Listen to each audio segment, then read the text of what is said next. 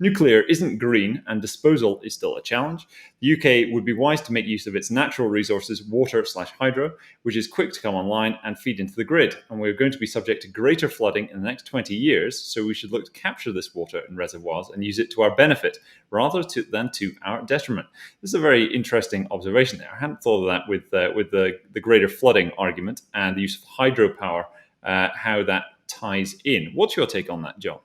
Sadly, because the UK is a relatively low-lying country, obviously Scotland's a bit of an exception, parts of Wales too, but even there, the peaks aren't particularly high. But the watersheds do collect a lot of water, and so yes, I believe at the margins there are things that could be done there.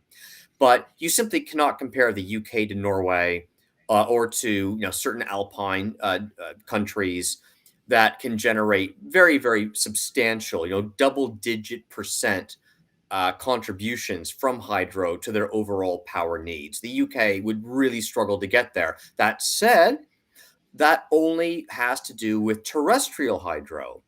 I have mentioned before, and this is happening up in Scotland, they're experimenting with new seaborne turbines that are turned by the tides.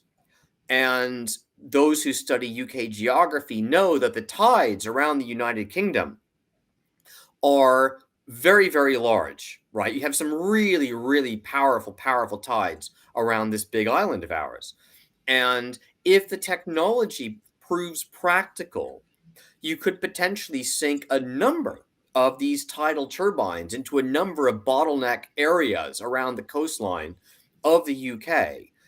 There are huge challenges ahead with this, by the way. I don't want to suggest it's going to be easy, but in principle, the amount of water flow that you get around the coastlines, if it could be tapped, would, in theory, contribute a tremendous proportion of the UK's projected future energy needs.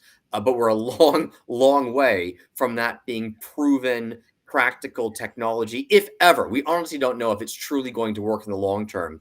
Salt water is incredibly corrosive over longer periods of time. Electricity transmission under those conditions and the distances involved and whatnot, there are challenges there. But who knows?